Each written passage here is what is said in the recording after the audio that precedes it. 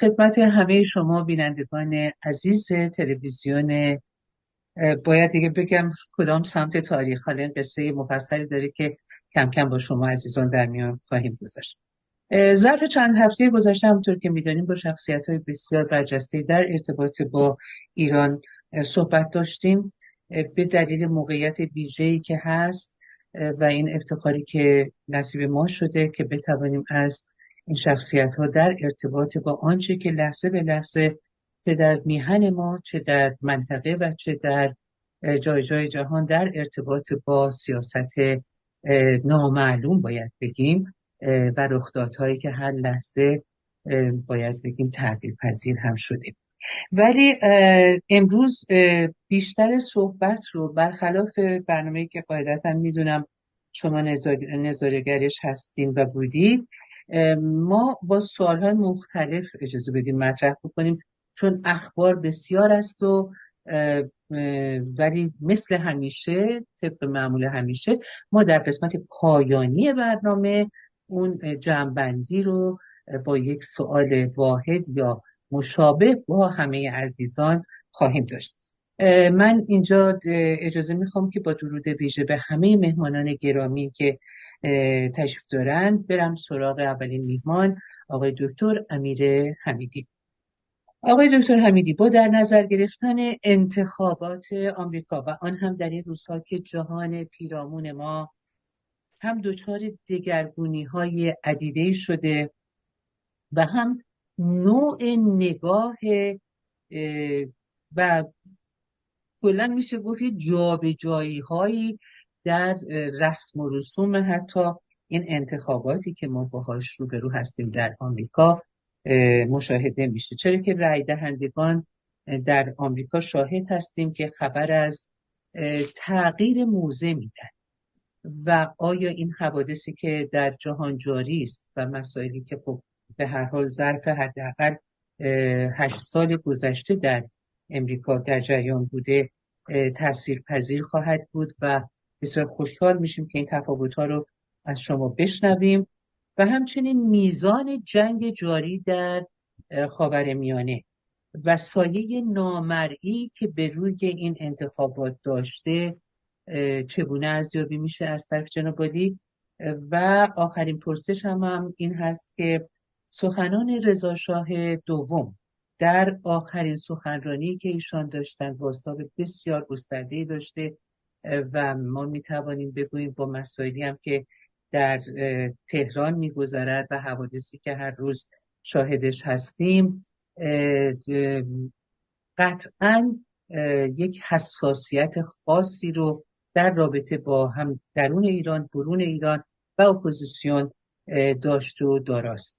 این رو هر سه با هم ما از شما میشنویم و امیدواریم که بتونیم با یک جمع‌بندی ما پرسش آخر رو با شما داشته باشیم و حضور داشته باشیم. یک دنیا ممنون.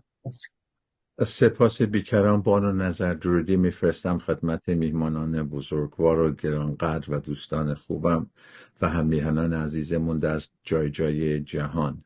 اگه اجازه بفرمایید من به خاطر اینکه ملت ایران بار دیگر سوگوار از دست دادن 10 کارگر زحمتکش معدن زغالسنگ طبس تسلیت عرض کنم و اینو هممون میدونیم که یک فاجعه به خاطر به نتیجه های بیکفایتی حکومت جمهوری اسلامی که به جای که تضمین رفاه کارگران ایرانی رو بکنن سرمایه های کشور رو صرف تسلیح تروریستای خارجی میکنند و جان کارگران که ثروت واقعی کشورمون هستند برای این اشخاص، برای این فاسدان جمهوری اسلامی ارزشی نداره. متاسفانه من میتونم به فردای بهتر ایمان داشته باشم، فردایی که در جان که در اون زمان جان و رفاه مردم ایران اولویت داشته باشه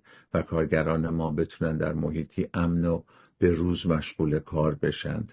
من اگه اجازه بفرمایید سوالای شما از آخر شروع میکنم، از سخنان اعلیحضرت رضا شاه دوم در شورای امریکایی اسرائیلی در واشنگتن در اجلاس سالانه این جلسه خواستار یک جبهه متحد و منسجم جهانیشون شدند تا سریعتر جمهوری اسلامی را به زباله‌دان تاریخ بسپارند و ایشون بر مبارزه مشترک ایرانیان، اسرائیلیا و امریکایی‌ها در مبارزه با استبداد و افراطگرایی تاکید کردند و فرمودند که زمان اون فرا رسیده که دست به دست هم، و ایشون همیشه صحبتاشون رو به اتحاد بود و دست به دست هم تا بدهیم تا بتونیم صلح و آزادی و امنیت را دوباره به خاورمیانه برگردونیم. بدون شک فکر میکنم این مشارکت کلید تضمین سمت و سوی درست تاریخ که در اون میتونه دموکراسی بر دیکتاتوری چیره بشه و این صحبت ها بیانگر راهبردی و رهبری ایشان بود که برای صلح و خواستار اتحاد جهانی بود و اقدام قاطع در برابر این استبدادگرایان و حضور ایشان همیشه در این نشست‌ها ترویج یک نظام سکولار و دموکراتیکه که همه جهانیان باید بدونن به خصوص چه اتفاقاتی در آینده کشور ما خواهد بود. بعد شما اشاره فرمودین راجع به تنش‌های منطقه‌ای. این ما باید یه نگاهی بکنیم ببینیم که ریشه های این تنش هستن از کجا سرچشمه میگیره. این تنش ها درگیری های مدت های طولانیه که بین در خاورمیانه بوده و بین اسرائیل و فلسطین بوده، جنگ بین یمن و درگیری های نیابتی بوده بین ایران و عربستان و سعودی و حضور نظامی ایالات متحده و همپیمانانشون بوده که در عراق و سوریه و رقابت های استراتژیک بوده که ایران با کشورهای خلیج فارس و بخصوص عربستان و سعودی و امارات متحده اون درگیری ها رو به وجود آورده و بخصوص مهمتر از همون این درگیری از فعالیت های هسته ایران شروع شده به خاطر اینکه ایران میخواد غنیسازی اورانیوم انجام بده و عکس العمل و واکنش هایی که نشون داده میشه و بخصوص همه اینا به خاطر اون کینه‌ای که به وجود داره در جمهوری اسلامی ایران که به خاطر خروج امریکا از برجام بود. مذاکرات با قدرت‌های جهانی 1+5 بود که به بنبست رسیدن. اون همه در خیابون‌های وین سعی کردن با هم تانگو برقصن ولی به هیچ نتیجه نرسیدن و نگرانی‌های جامعه جهانی بود که نگران از یک طرف درباره دستیابی ایران به سلاح‌های هسته‌ای و از یک طرف هم ساپورت‌های جمهوری اسلامی ایران از گروه‌های نیابتی و جنگساز در منطقه است و همه اینا یک سری دلایلی هست که بخصوص همه اینا دست به دستم داده که فشارهای اقتصادی از تحریم‌های اقتصادی امریکا و از اتحادیه اروپا شروع شده و اینا از نظر غرق اقتصادی که واقعا دارن نفسهای آخر رو میکشند و جمهوری اسلامی ایران تلاشایی که انجام میده با دور زدن تحریما بتونه که همکاری‌های اقتصادی خودش رو با کشورهای همسایه به وجود بیاره مثل چین و روسیه و اینا هم داره روشون بکفایر میکنه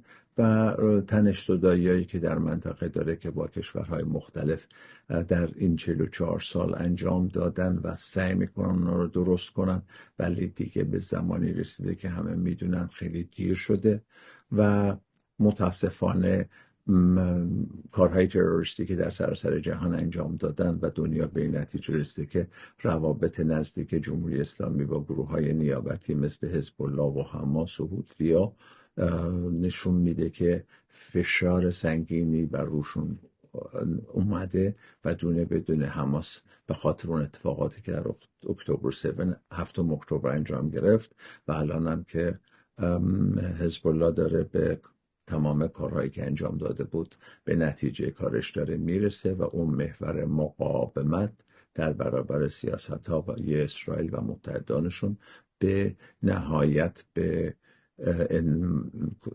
انتهای کارشون داره میرسه. ولی از نظر کشورهای غربی که نگاه کنیم میبینیم که نگرانی‌های امنیتی هم وجود داره به عنوان اینکه تهدیدهای امنیتی ناشی از حضور گروه‌های تروریستی مثل داعش در مرزهای غربی کشور هست و نگرانی از ائتلاف‌های نظامی بین اسرائیل و کشورهای عربی و نقش ایران در اوپک و بازار انرژی که اینا میتونه یک مقدار استفاده از نفوذ در بازار انرژی و صادرات نفت که میتونه چونه زنی هایی رو در برابر فشارهای اقتصادی و دیپلماتیک به وجود بیاره و حفظ امنیت ملی برای ایالات متحده به خصوص اروپا خیلی مهمه و به خاطر همینه که تضمین امنیت داخلی و محافظت از این منافع کشورهای دوست باید در نظر گرفته بشه و به خاطر اینه که ایالات متحده همیشه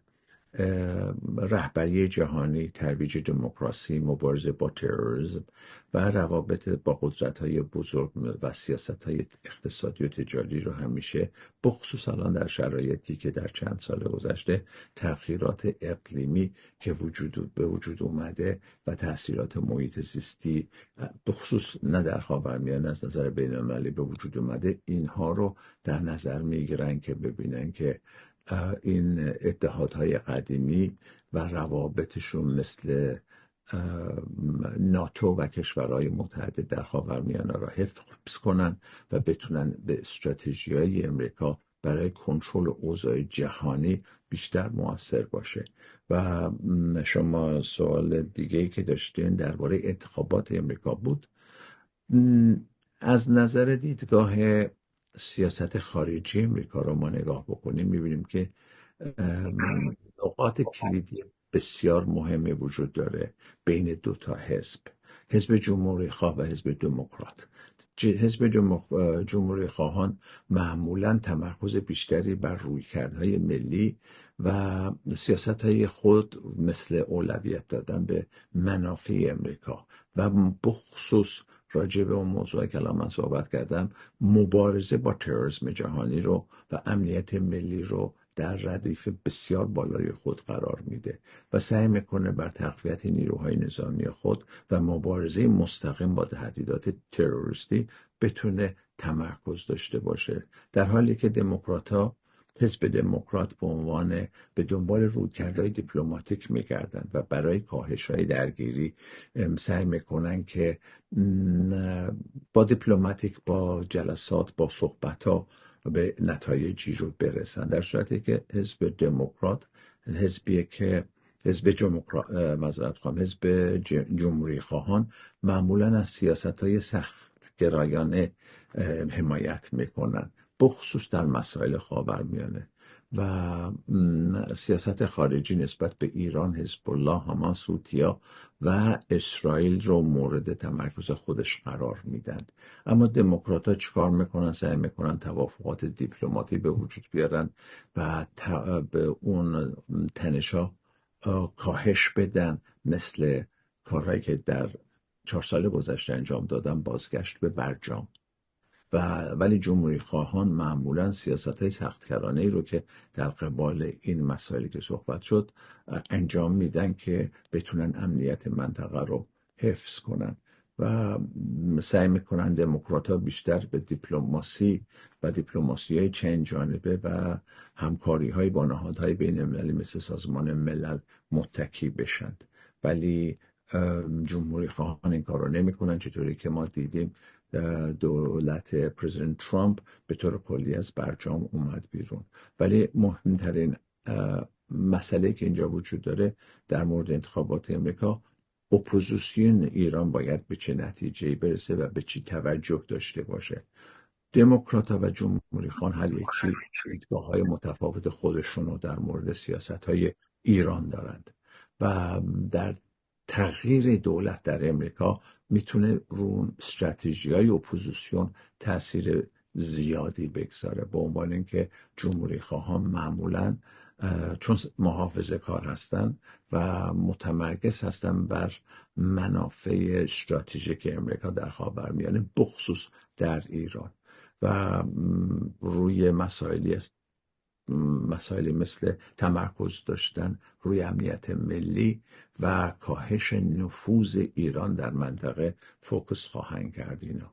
و امیدواریم که این نتیجه این انتخابات به خوبی پیش بره و بخصوص ایرانیان امریکایی که در زمان رأی دادن بدونن چطوری رأی بدن به عنوان اینکه رأی گیری و آتکام این انتخابات نه در مسائل سیاسی اقتصاد آزاد در جهان تأثیر خواهد گذاشت، بلکه در مسائل سیاست خارجی ایالات متحده با روابط در خاورمیانه و با بخصوص با جمهوری اسلامی ایران تأثیر بسزایی خواهد داشت.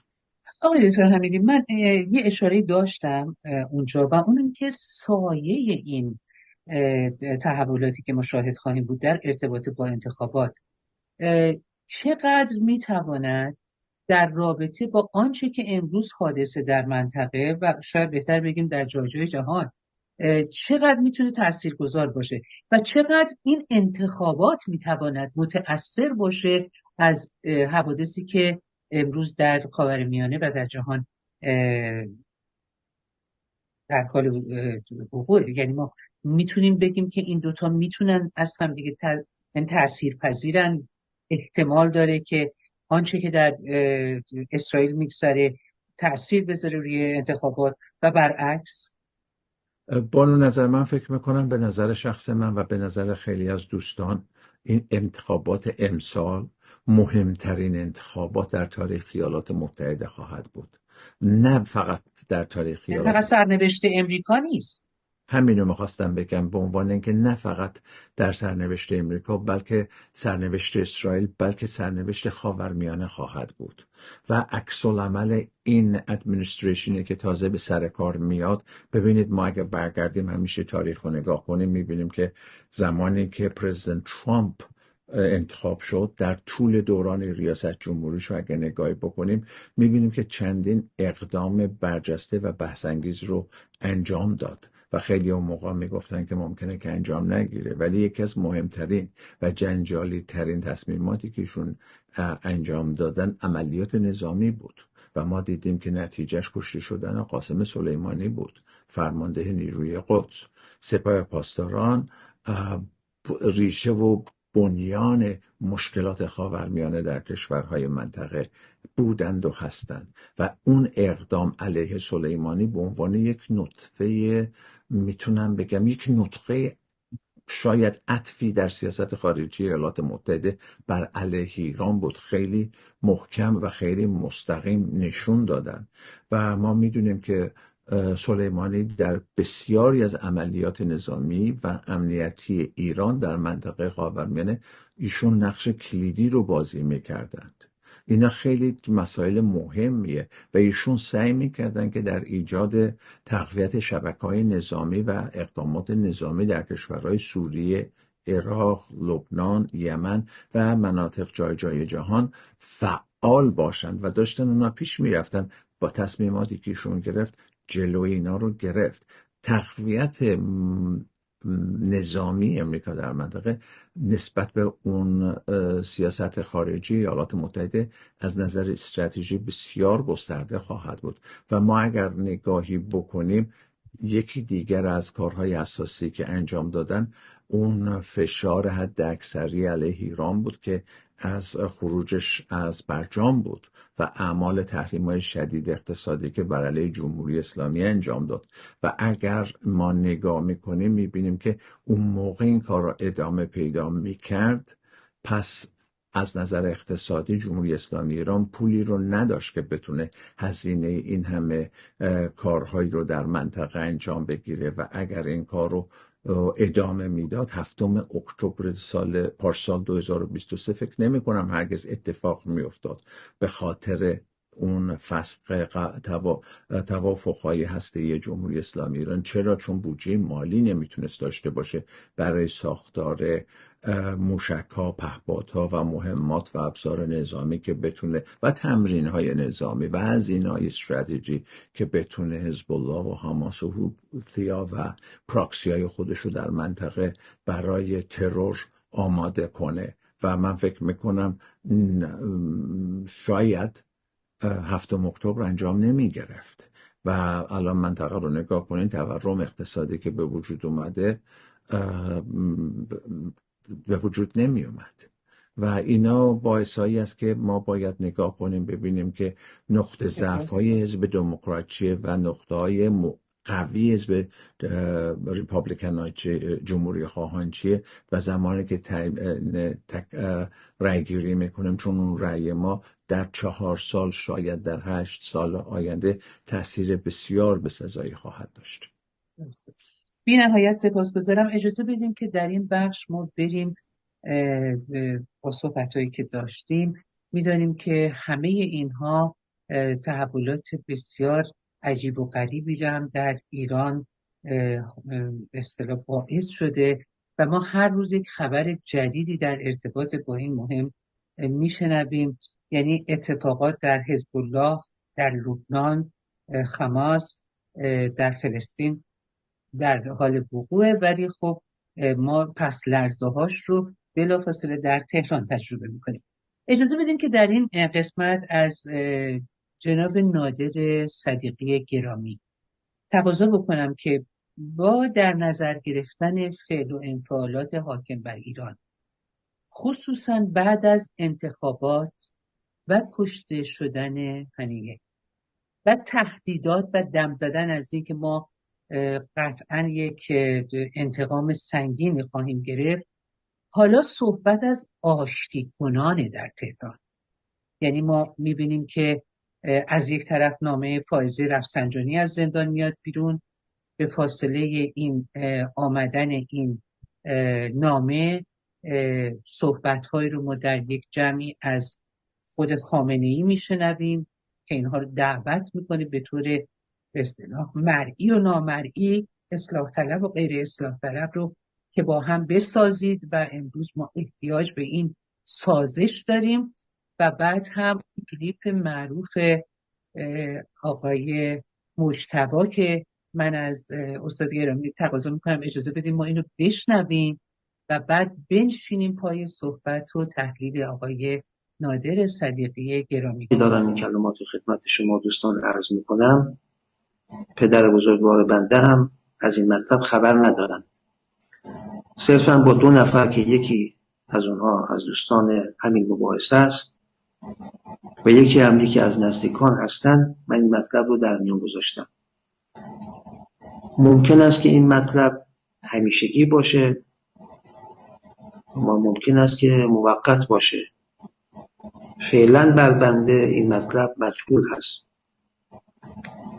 لذا حالا استدلال با های حوض رو کردیم. در مقام استدلال با های حوتی از دوستان عزیز طلب علیت میکنم و هر گونه قصور یا تقصیری که بوده بابت اون من طلب علیت میکنم و باز توصیه مؤکد دارم که به هیچ وجه مباحثه فقه و اصول و شرکت در اون جلسات دیگری که برگزار میشه توسط اساتید، البته اون جلساتی که واجد شرایط لازمه هستند که خودتون تشخیص میدید یا راهنمایی اشخاصی ممکنه به این جهت کمک بکنه، این رو حتما از دست ندن. آقای نادر صدیقی گرامی، چه خبر؟ تحولات و تغییرات در ایران لحظه به لحظه است، اخباری که میرسه لحظه به لحظه است، ولی ما 2 عصر رو متاسفانه باید بگیم که دوباره داریم تجربه میکنیم و گاهن بعضی از رسانه‌های گروهی خارج از ایران اون رو دامن میزنن که امروز اجازه بدیم در رابطه با این مهم اشاره نداشته باشیم و فقط بگیم حال تهران چه جوره و این تحولات رو شما چگونه ارزیابی می‌کنید. خیلی سپاسگزارم خانم نظر و درود و احترام دارم خدمت دوستان نازنین و همینطور ملت شریف ایران، تماشاگران این برنامه. این سخنان آقای مجتبی خامنه‌ای بود. من فکر میکنم که در واکنش به تحولاتی که در عرصه بین المللی شکل گرفته و ما مهمترین بخش‌های اون رو خودمون از نزدیک در پایتخت ایالات متحده آمریکا شاهد بودیم و در منطقه هم نشانه‌های فراوان اون رو هر روز میبینیم. ببینید خاور میانه در حال دگرگونیه. اون تحولی که نیروهای ملی ایران 45 سال تمام در انتظارش بود در حال شکل گرفتنه.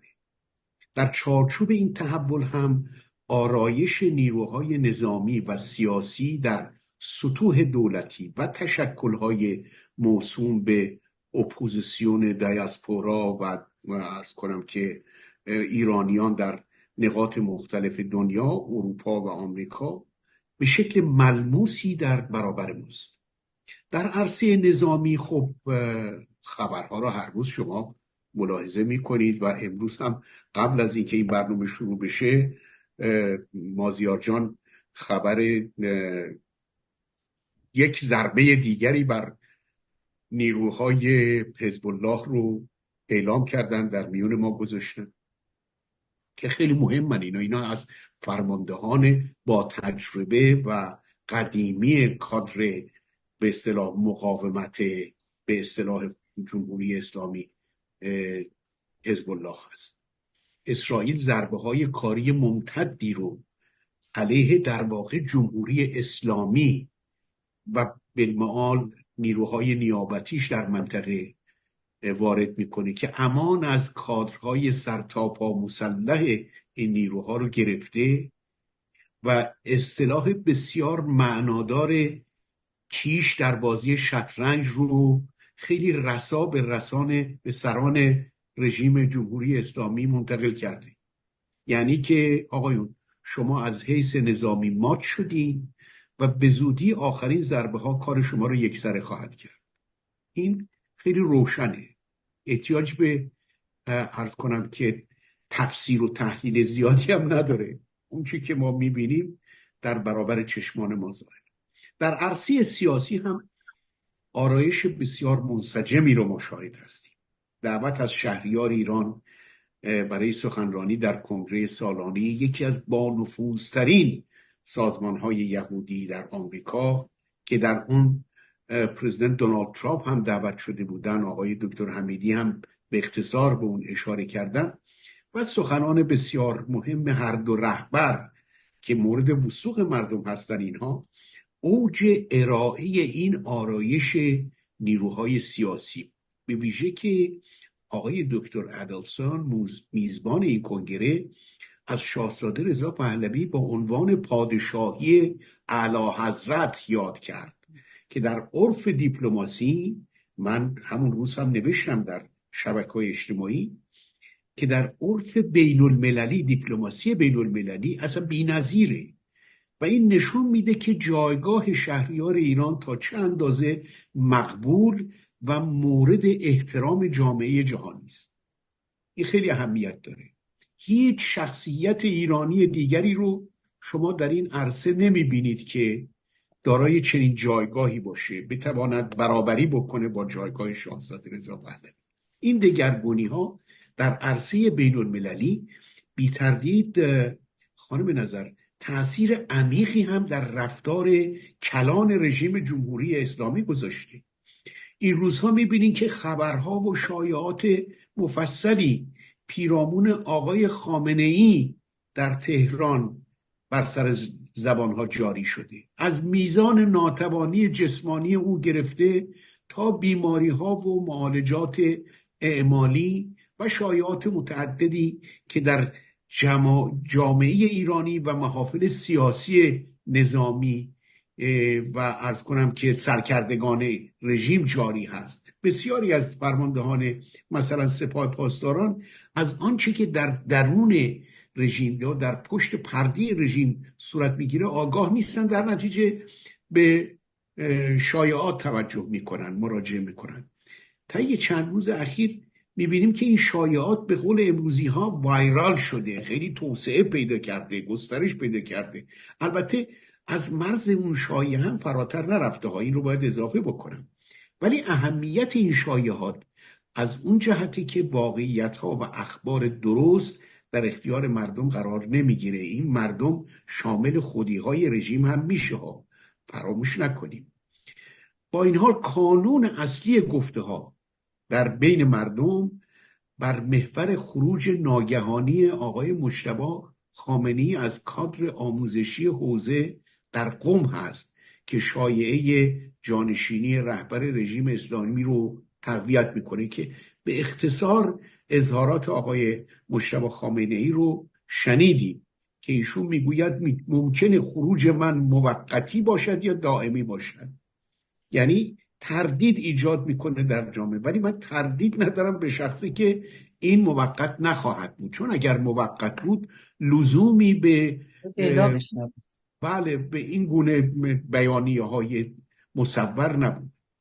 امروز من یک خبر بسیار کوتاهی رو هم بر روی وبسایت یکی از روزنامه‌های حکومتی جمهوری اسلامی دیدم که خیلی سریع ظاهر شد و پس از چند دقیقه محو شد. شاید حتی به 1 دقیقه هم نکشید. من فقط تونستم اینو بخونم. میخواستم این رو من کپی پیست بکنم برای دوستانم بفرستم، مخصوصا برای جمع امروز که مورد گفتگوی ما قرار بگیره.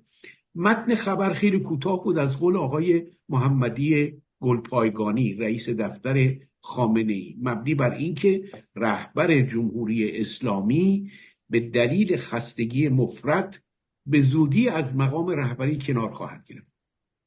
پاک کردن این خبر بی تردید با نیت انتقال پیامی برای افکار عمومی بوده، من تردید ندارم، و همزبانی اون با بیانیه مصور آقا مجتبی خامنه‌ای هم بسیار بامعناست. به این ترتیب کادر رهبری رژیم می‌بینیم که واکنش نشون داده به این تحولاتی که در خارج از ایران ما شاهدش هستیم و من به اختصار دربارش صحبت کردم، و تصمیم گرفته که آقای خامنه‌ای رو کنار بذارن خیلی راحت. شاید بر سر جانشینی ایشون هم توافق شده، شاید هم توافق نشده. آقا مجتبی با شتاب و عجله راهی تهران شده که بتونه جایگاه این خانواده رو در کادر رهبری رژیم حفظ بکنه. نمیدونم، باید منتظر عرض کنم خبرهای روزهای آینده بود. ولی در عرصه‌های سیاسی داخلی و خارجی و شکست‌های پی در پی نظامی و امنیتی رژیم، من فکر می‌کنم که رهبری آینده جمهوری اسلامی یک نرمش بسیار گسترده‌ای را بلافاصله در مقابل نیروهای رقیب مانند اصلاح طلبها در داخل و مردمی که به هر حال به هر دلیلی از نظام بریدن اعمال خواهد کرد. باید منتظر موند و دید که این تحولات چگونه شکل خواهد گرفت. ولی نکته بسیار مهم به عقیده من در خارج از ایرانه و به اصطلاح موضعی که شاهزاده رضا پهلوی یا شهریار ایران امروز دیگه از اون تاریخی که آقای عدلسون اینو گفتن، البته قبل از اون هم خود ایرانی ها این عنوان را به ایشون داده بودن و عنوان درستی هم هست. ایشون وارث تاج و تخت پهلوی هستن، پادشاهی هستن، و ایشون سخنانی که ایراد کردن حائز بسیار اهمیت سیاسی هست و تردید ندارم که در محافل سیاسی آمریکا، اسرائیل و اروپا مورد بحث قرار خواهد گرفت و استقبال خواهد شد از اون. موقعی که میگه خانم ها آقایون به ما اعتماد بکنی که ما وقتی میگیم رژیمی که تروریست های حزب اللهش رو برای کشتن شهروندانش به تهران و سایر نقاط ایران میبرن، هرگز از جهاد علیه شما دست بر نمیدارن. این یک حرف بسیار معناداریه. یعنی شما نمیتونین با توجه به شواهدی که ما از قرن 20 به این طرف در دست داریم به چنین رژیمی دل ببندین و امیدوار باشین که اینها یک خطوط قرمزی رو مراعات بکنن. ولی رضا پهلوی تأکید کرد که متاسفانه این خط قرمز با خون غیر نظامیان بیگناه کشیده شده.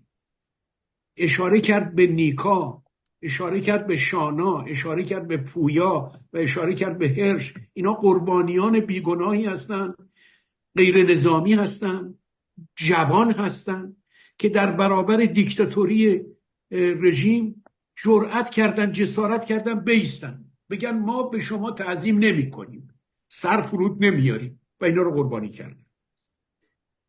خب اینجا یک خط دیگری رو ایشون ترسیم کردن مبنی بر اینکه ما چگونه میتوانیم این پیشنهادی رو که من میکنم به ورطه عمل بکشونیم.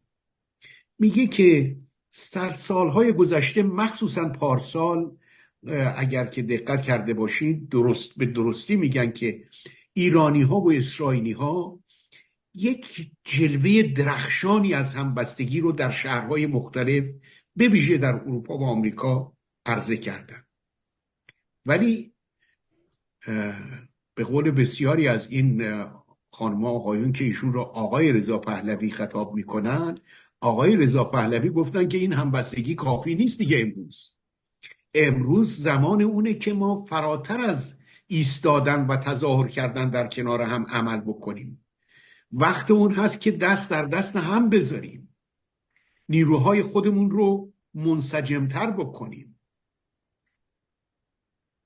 ایرانی ها به گفته ایشون همواره موضع خودشون رو مشخص کردن. 45 ساله که از اون روزهای اول اگر که به خاطر داشته باشین که با مبارزه زنان علیه حجاب اجباری در 2 سال اول حکومت اسلامی شروع شد تا به امروز این مبارزه علیه رژیم ادامه داشته، یعنی بلا انقطاع ادامه داشته. و بعد ایشون میگه که ما آنچه را که انجام میدیم برای رها شدن از شر این رژیم شیطانی هست که هم ما رو راحت میکنه، هم آسایش رو به شما ارزانی میکنه، هم صلح و دوستی و همزیستی رو در دنیا برقرار میکنه. و تأکید میکنه که مردم ایران آقایون شرکای شما هستن، نه مهره های شما. مهره ها قربانی میشن، جابجا میشن، عوض میشن، ولی مردم ایران و مردم من، ایشون گفتن مردم من، مهره شما نیستن. خب این خیلی موضع بسیار روشن و از کنم نقطه اتکا به حمایت و پشتیبانی مردم سرچشمه گرفته و تأکید کردن که به دنبال این حرفا که این ماجرایی که من برای شما گفتم نیازمند یک رهبری در ایالات متحده آمریکا، در اسرائیل، در اتحادیه اروپا است و به رسمیت شناختن یک شریکی به نام ایرانی. و این نکته در آخرین قسمت شهریار ایران عنوان شد که به عقیده من شاه بیت سخنان ایشون بود. ایشون گفت من اینجا هستم تا اون شراکتی رو که بهش اشاره کردم پیشنهاد بکنم و دستم رو به عنوان یک شریک در صلح به سوی شما دراز میکنم. خب این یک اتفاق بسیار مهم سیاسی بوده. تا به امروز رضا پهلوی این چنین سخن نگفته بود. تا به امروز جامعه جهانی از ایشون به عنوان پادشاه یاد نکرده بود. همیشه میگفتن که His Royal Highness، Your Royal Highness، یعنی والا حضرت ها. همیشه از ایشون به عنوان، هنوز هم بعضی ها به عنوان ولیعهد ایران ازش یاد میکنن، ولی این رفته رفته داره عوض میشه.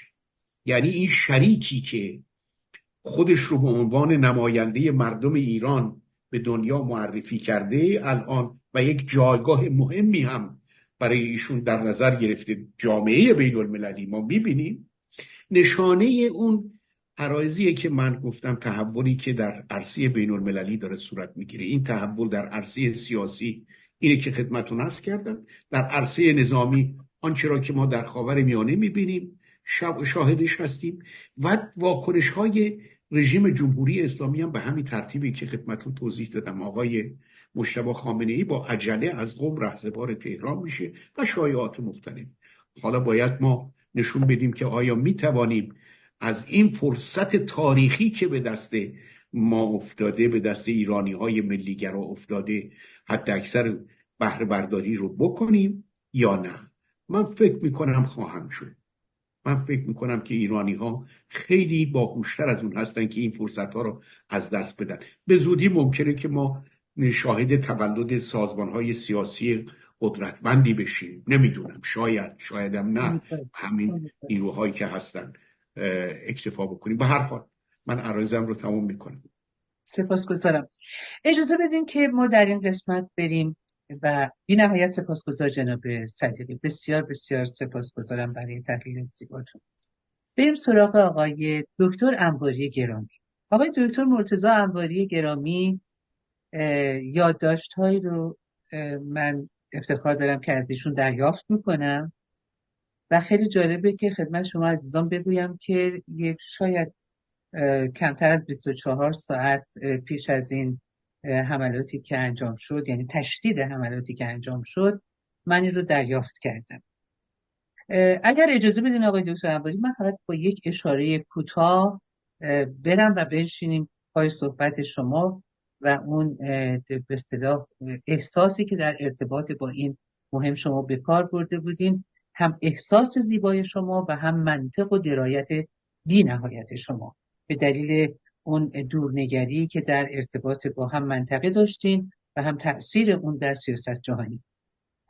آنچه مسلمه این اتفاقاتی که در خاورمیانه ما شاهدش هستیم دیروز و پریروز اتفاق نیفتاده و من با کمال تأسف باید بگویم، من البته یه تلنگرهایی هم این وسطا میزنم که وقتی که ما با حرف درست با حقیقت روبرو میشیم گاهی یک واکنش های نشون میدیم که بعد نشون میده که اون ته ذهن ما نه منطق یک روشنفکر رو داره، نه سیاست یک سیاس رو داره، نه باور یک دورنگری که این کارست رو داره. من فکر میکنم در بوته آزمایش همه ماها یه جوری قرار گرفتیم با هر تخصص و شغلی که هست، ولی من افتخار این رو دارم که به شما بگویم که با اینکه در رابطه با این مهم به دلیل کاری که دارم، کار رسانه است، بسیار خوانده‌ام، دلایل و منطقی رو که دکتر مرتضی انباری پشت این مقاله گذاشته بودن برای همه ماها با هر باوری که باشیم شنیدنی بود. آقای انباری، من 2 سوال رو با شما سریع میگم و دوست دارم که روی هر دوش از شما بشنویم چون هر دو تخصص جنابالی هست. یک، آنچه که داره اتفاق میفته در ایالات متحده آمریکا و آنچه که امروز جاری هست در منطقه و شاید بهتره بگوییم که آمده، یعنی مرزها رو در نوردیده و آمده بیرون،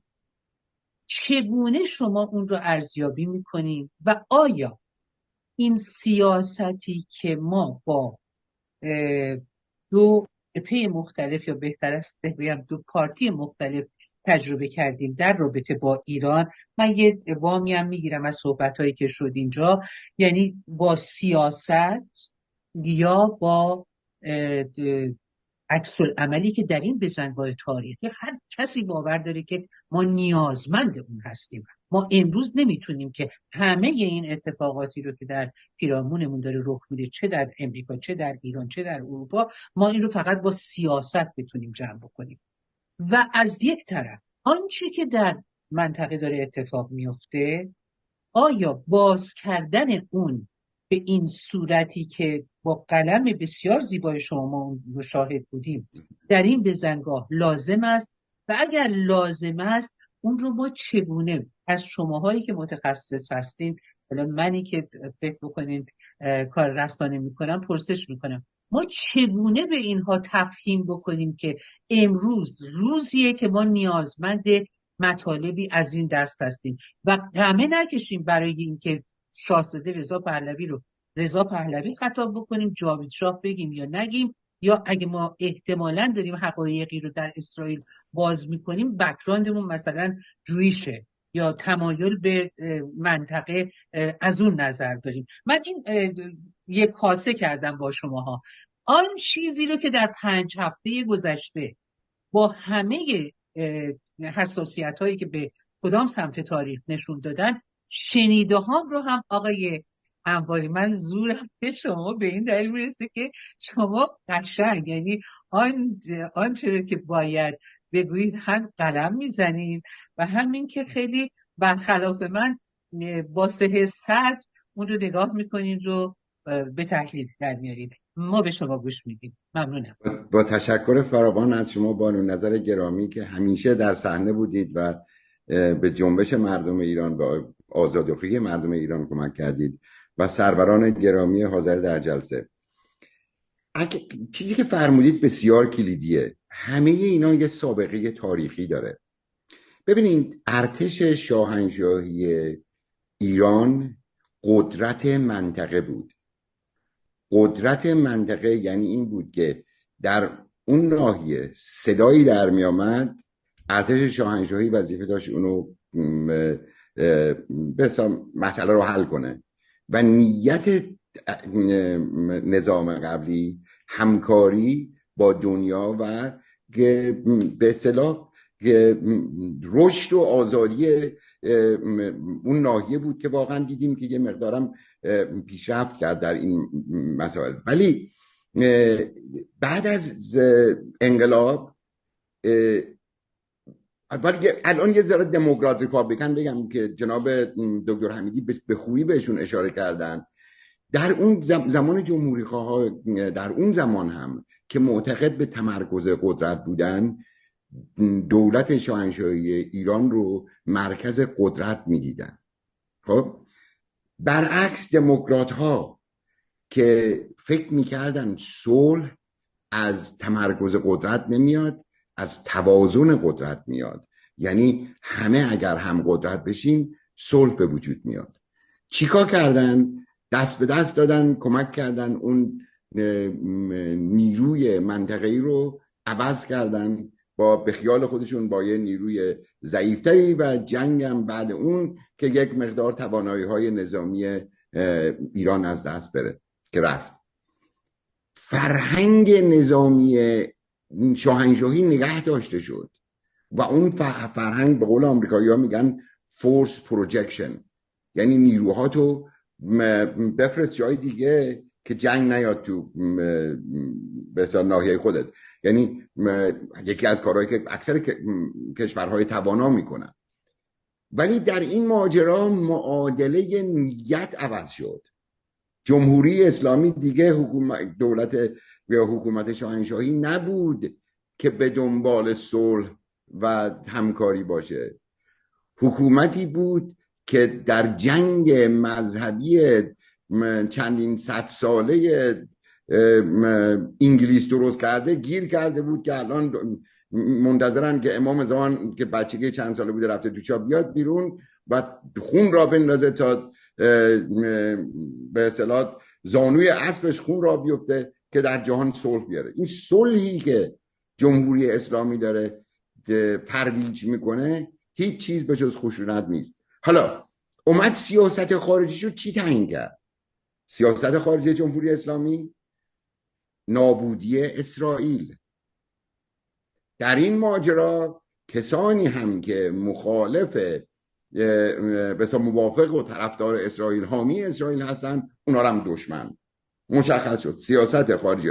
حالا این نیروی قوی که از بازماندگان دوران قبل بود، ارتش و اینها، اون توانایی بزرگ رو تبدیلش کردن به نیت‌های آقا برای نابودی اسرائیل.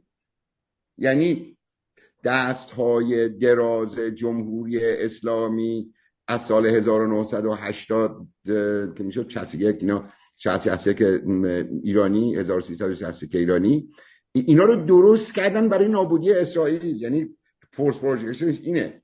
بعد تو عراق و نمیدونم سوریه و حالا بعدن یمن و اینا رو هم همه رو منظم کردن و تمام نیروهاشون گذاشتن تو این جریان. گرچه بعضی ایرانی ها فکر میکنن این نشان دهنده اقتدار جمهوری اسلامی و ایرانه، ولی برعکس داره عمل میکنه. درست برعکس داره عمل میکنه. برای که خب وقتی که موجودیت یک کشور به طور استراتژیک به قول راهبردی مورد خطره، باید با اونها مبارزه کنه. خب در این ایام که تأثیرات سیاست جمهوری خواهان برای به اصطلاح تمرکز قدرت در اسرائیل به جای ایران با توسط پیمان صلح ابراهیم و همکاریش با بقیه کشور در حال جریان بود، جمهوری اسلامی و گروه‌های نیابتیش به وحشت افتادن و این وحشت افتادن باعث تمام این ماجراها شد. و جان بولتون در دوره ترامپ یه سیاست داشت خیلی خوب بود، به اسرائیل میگفت اگه میترسی شروع کن این به اصطلاح خط بردن اسلحه رو بزن، خط به اصطلاح انبارهاشون رو بزن، ولی اطلاع بده که افراد کشته نشن که این جنگ گسترش پیدا نکنه. و این کارم بیش از 33 روزه به همونطور که فرمودید جنگ 33 روزه من فکر میکنم به نوع خیانت به اسرائیل بود، حتی کاملا خیانت به اسرائیل بود. و همچنین بعد از اون اتفاقی که در لبنان رخ داد، یعنی وقتی اینها رفتن و شروع کردن به انبارها رو زدن، شما دقیقاً تمام قد رئیس جمهور فرانسه رو در برابر همه دیدین و گفتن من پشت شما میستم، حرفی رو که پیش از این هفته گذشتم زد. متاسفانه همونطور که فرمودین چاره‌ای جز دفاع از خودش نداره. حالا رسیده به جای اینکه این تمام اینها به نقطه عطفش رسیده. از دید اسرائیل الان فرصتی است که تمام دشمناشو به قول معروف ادرس کنه، یعنی جوابشون رو بده. با حماس شروع کرد و سعی میکنه تا اونجایی که به قول اینا جبهه مقاومت میکنه در مورد لبنان این کارو بکنه. و تا زمانی که جمهوری اسلامی هست این ماجرا ادامه داره، ولی الان دستهای دراز جمهوری اسلامی شکسته و بریده و چشماش بسته است. در ضعیفترین دوران زندگیش که اومده از این فرصت باقی مونده استفاده کنه توی سازمان ملل برنامه تبلیغاتی که بگه ما صلحجوییم، برگردیم به میز مذاکره. این احمقا همونایی بودن که میگفتن ما مذاکره مستقیم نمی‌کنیم. ببین به چه روزی در اومدن. این معادلات داره عوض میشه. اگر در آمریکا جمهوری خواهان با توجه به سیاست‌های آقای ترامپ بیان، این ماجرا به سرعت خاتمه پیدا میکنه، برای که اون مماشات و این مذاکرات پشت پرده که از ایران میخوان به هوتی‌ها بگه حمله نکنن. نظام دموکرات حزب دموکرات آمریکا با ایران مذاکره میکنه که به هوتی‌ها بگن که به کشور حمله نکنن. تا زمانی که اینجوری هست این جریان همین ادامه پیدا میکنه. ولی وقتی که جهت مشخص میشه، مشخصه که یک عده به وجود آمدن که ناآرامی ها به وجود دارن و میخوان یک کشور رو نابود کنن، اونا دستشون به طور کامل قطع نشه، این جریان ها متاسفانه ادامه پیدا خواهد کرد. مثل همیشه بنده آموختم آقای دکتر انواری گرامی، بسیار سپاسگزارم از شما. آقای نامدار حقیقی هستی. آقا من الان تازه حواسم اومد که شما اولی جلسه چی به من گفتیم پوزش میخوام برای جابجایی انجام میشد. من ولی سریع پرسشم رو مطرح میکنم. آنچه که مسلمه ما دارای به اصطلاح سازمان ها، تشکیلات و گروه های مختلفی در اپوزیسیون هستیم. اینم بداهه. من معمولا میدونید که سوالات رو گهگداری بر حسب برنامه و خبرهایی که هست تهیه میکنم، ولی چون صحبتی که آمد و شد پیش از برنامه، من رو به این فکر انداخت که این پرسش رو از شما بکنم که به عنوان مثال ما سازمان‌های متفاوت و احزاب مختلفی رو الان شاهد هستیم. چگونه هست که در همه این احزاب و گروه‌ها یک واماندگان به تقصیر جمهوری اسلامی اولین جایگاه رو دارن؟ مثلا میریم اسمشون رو در میاریم، میبینیم نویسنده مثلا مجله سپاه پاسداران تودکی نفر اول در یکی از مهمترین تشکیلات اپوزیسیون. میریم دوباره اسم ایشون رو در میاریم، میبینیم که در مثلا فرض بفرمایید در یک تشکیلات بسیار منسجم چند ده ساله یه دفعه یه عده ریختن به نام رسانه و اصلا انحرافی در اون به وجود آوردن که به هیچ عنوان این الان دیگه قابل کنترل نیست. البته کنترل میکنیم، ما 44 سال این کار کردیم، بازم میکنیم. ولی من میخوام ببینم انتخابات چی جوری انجام میشه، این نشاندگان چرا دوباره به بازی گرفته میشن. من با پوزش از همگی در یکی دو جلسه در هفته های اخیر بودم که دیدم این شخصیت هایی که با سند و مدرک ثابت شده که برآمده از جمهوری اسلامی هستند، کنار شخصیت هایی قرار گرفتن که ما همه امیدمون، دلبستگیمون به بار سیاسی اینها، مقام شایسته اینها و حرکت‌هایی که در این 40 سال با جوانمردی و با اون حمیتی که در یک زن باید وجود داشته باشه انجام دادن. کار کجا خرابه آقای نامدار عقیلی؟ به قول معروف خانه از پایبست ویران است. متاسفانه این مسئله دیروز و امروز نبوده سرکار خانم نظر. ببینید من خاطرم هست اولین سفری که در اون موقع به هر حال بهشون هنوز میگفتیم شاهزاده رضا پهلوی، ولی الان به درستی فقط بایستی بگیم رضا شاه دوم، شهریار ایران، اومدن به لندن در هتل دورچستر، ما دیدیمشون. از همون موقع شروع شد اینجور مسائل حقیقتش. یعنی میدیدید افرادی رو که ناجور بودن. این موضوع من میگم واقعا مال 42 سال پیشه، 43 سال پیشه واقعا.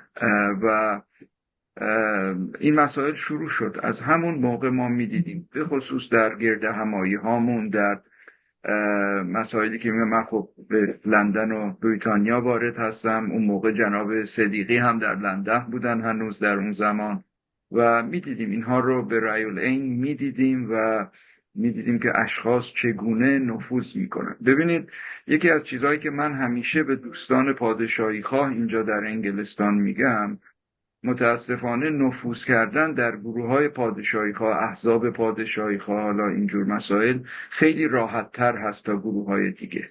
شما به این سادگی نمیتونید وارد یک گروه چپ و کمونیستی بشید. دلیلش که حتما شما میتونید چی هست. دلیلش قدرتیه که به اصطلاح متوجه پادشاهی خواهانه. گروه‌های دیگر رو اینها به هیچ عنوان تحت تاثیر قرار نمیدن. به این دلیل هست که میدونن که آنچه که سلامت فردای ایران ما رو تضمین میکنه حضور شاهزاده رضا پهلوی، رضا شاه دومه و وحشت اونو از کسی وحشت نداره. اینا فقط نگرانیشون از ایشونه. ولی نفوذ کردن در بین قشرهای پادشاهی خواه خیلی راحت‌تر هست متاسفانه تا گروه‌های دیگه. شما وارد گروه مجاهدین نمیتونید بشید مگر اینکه اعتقاد راسخ داشته باشید و با اون کالت، با اون فرقه هماهنگ باشید و همراه باشید. ولی یک نفر که میخواد بیاد پادشاهی خواه بشه و در تظاهرات شرکت کنه، کافیه یک پرچم شیر و خورشید دور خودش ببنده، چند تا تمثال پادشاهان پهلوی و شهریار ایران رو بردارن، برن بیرون و شروع کنن تظاهر کردن و هر حرفی که میخوان بزنن، هر مزخرفی بخوان بزنن، اهانت بکنن، تعرض بکنن به اشخاص. خاطرتون هست موضوع این آقای هالو اینجا در لندن خیلی معروف شد. آقای هادی خورسندی میگه که اشخاص به پادشاهی خواهان میخوان به من حمله کنن و تعرض کنن. همه این مسائل رو اینها اینطور بزرگش میکنن و این در حالی که اون اشخاص واقعا جزء طیف پادشاهی خواه نیستن، فقط نفوذ کردن و فقط انجام. متاسفانه خیلی این کار مشکل هست. ولی این مژده رو بهتون بدم که در سالهای اخیر به خصوص بعد از این جنبش بزرگ مردمی که این 2 سال گذشته پیش اومد، یک مقدار ما توجهمون بیشتر شده و میتونیم بهتر و درستر این اشخاص رو شناسایی کنیم حقیقتش و غربال بکنیم، فیلتر بکنیم حقیقتش. مقدار زیادی این کار شده الان و در حال انجام شدنه، ولی هنوز راه درازی داریم که بتونیم این اشخاص رو کنار بگذاریم. به خصوص درست فرمودید در طیف رسانه‌ای، به خصوص میبینید الان تلویزیون های به خصوص دولتی، بی بی سی انگلستان، وی او ای آمریکا، عرض کنم همه این تلویزیون ها و رسانه ها وارد شدن، این اشخاص بهش وارد شدن و من خاطرم هست اولین بار که جلسه بی بی سی فارسی در لندن میخواستن تشکیل بدن و تلویزیون بی بی سی رو درست کنن، از بسیاری از اشخاص دیگه در جامعه ایرانی من جمله بنده هم دعوت کرده بودن از طرف کتابخانه مطالعات ایرانی که به هر حال مرکز فرهنگی بزرگی هست در انگلستان، برم اونجا و شرکت. در اتاقی که نشسته بودیم واقعا من وقتی نگاه کردم و دوستان خودشون معرفی میکردن، 90% اشخاصی که دور میز نشسته بودن از روزنامه نگاران اصلاح طلب بودن، فقط از اصلاح طلبان. که اون مگه موقع الان غیر از اونها در رسانه های ما کسی رو سراغ داریم؟ بله، کوچکترین حرکتی که ما بخوایم انجام بدیم تمام قد خود این آقایون ایستادن. هست 100%. ولی چپ ها هم نفوذ کردن. من خودم باز تجربه خودم هست با بی بی سی که میرم گاهی وقتا بعضیام ایراد میگیرم به من که چرا میری با بی بی سی. من هیچ وقت بی بی سی فارسی من رو برای مسائل ایران نمیخواد، برای اینکه میدونه نقطه نظرم چیه، میدونه که من پادشاهی خواه هستم، میدونن که من نمیتونم با من راجع به این مسائل صحبت کنم. برای چی دعوتم میکنن؟ میگن آقا تو عضو حزب محافظه‌کار بریتانیا هستی، بیا میخوایم راجع به محافظه‌کاری صحبت کنیم، بیا راجع به وینستون چرچیل میخوایم صحبت کنیم، راجع به این مسائل با من تماس میگیرن. یه بار ازشون پرسیدم، اون موقع هنوز اون آقای پرپنجی بودش که الانم حالا رفته ایران اینترنشنال، آقای پرپنجی بود اینا و این آقای برزگرم که الان باز برای ایران اینترنشنال صحبت میکنه. بعد من گفتم آقایون چرا فقط من رو پیدا کردید؟ مگه ما ایرانی محافظه کار دیگه هم داریم اینجا؟ گفتن که نه، حقیقتش ما اکثریت اینجا چپ هستیم و نظریاتمون چپه، شما تنها دست راستی ایرانی هستید که پیدا کنیم که ازتون دعوت کنیم بیاد اینجا صحبت کنیم. میدونید یعنی این جو وجود داره متاسفانه خانم نظر و بایستی حالا میگم کمک کرد، به خصوص رسانه هایی که الان ارزشمنده، همین کاری که شما دارید الان میکنید دوستان دیگری انجام میدن. میدونید گروه های خودمون رو داشته باشیم. الان دیدم برنامه های مختلفی هست، شبکه های مختلفی داره تشکیل میشه که میتونه کمک کننده باشه، ولی هیچ چیزی الان بود و قدرتش به نظر من بیشتر از شبکه‌های اجتماعی نیست. خودتون بهتر میدونید، اینستاگرام، تلگرام، فیسبوک حالا تا حد کمتری، ولی تمام اینها برد وسیعی داره و داخل ایران همه جوانها به خصوص از اون استفاده میکنن و بایستی بیشتر اونها رو تمرکز روی اونها کرد و برنامه‌های خوب و درست‌تر رو در اونجا اجرا کرد. حقیقتش این نظرم. بالاخره باید حرف را زد، درد را گفت و هیچ چاره‌ای هم الان جز گفتن حقیقت و باز کردن مسائل نداریم. اجازه بدین که در پایان برنامه مثل همیشه 1 دقیقه ما 1-2 دقیقه اگر جنبندی هست از عزیزان بشنویم. من حالا برعکس عمل میکنم. آقای دکتر انباری عزیز شما رو میشنویم و من به ترتیب میرم بالا. جناب محسنی قرار نبود بیانی داشته باشن؟ قرار بود که تشریف بیارن. تشریف دارن؟ تشریف دارن. ایشون اینجا تشریف دارن. من نمیبینمشون. چرا پس؟ چرا؟ نه به علتی صدات میکروفونشون قاعده فقط ولی حسن من میبینم. درود بر شما. بله عزیز در شما. درود بی پایان بر شما. من شما رو نداشتم آقای محسنی. من تلفنم زدم به شما اتفاقا تا به من گفتن شما تشریف دارین من تلفن زدم خدمتتون و چقدر خوب که هستین و چقدر سوال بسیار بسیار مهمیه که در ارتباط با تمام مطالبی است که امروز رفته. من شخصا ازتون پوزش میخوام، نمیدونم که چرا تصویر شما رو ما نداشتیم، خیلی عجیبه برای من. ما صحبتی، اولا درود بر شما قربان، بسیار خوشحالم که تشریف آوردین و سپاسگزار از محبتتون.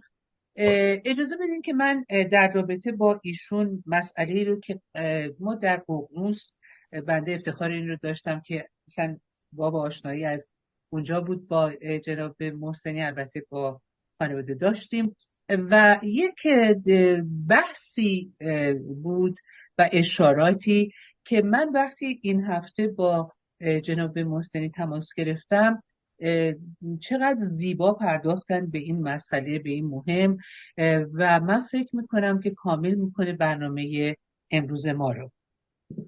آقای دکتر محسنی گرامی، ما با معضلات متفاوتی در ایران دست و پنجه نرم میکنیم، اما بر هیچ کس پوشیده نیست که آنچه که در ایران ما در سال 1357 اتفاق افتاد یک هجوم فرهنگی بود برای نابودی ایران و اینها با برنامه میتونیم بگیم استپ با استپ، دونه به دونه اومدن و رسیدن به تن و بدن و نای مای ایرانی با فروش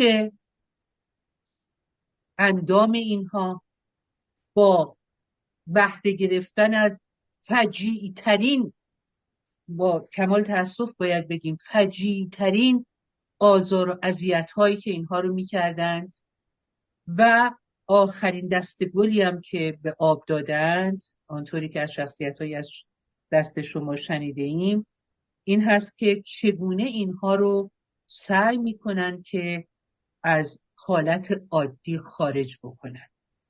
این شاید غم‌انگیزترین قصه ایه که در ارتباط با مای ایرانی در این 40 سال روایت شده. ما سراپا گوش هستیم و باز هم از این که من صفحه تلویزیون این رو به من اجازه نداد، پوزش میخوام ازتون، سراپا گوشیم بفرمایید.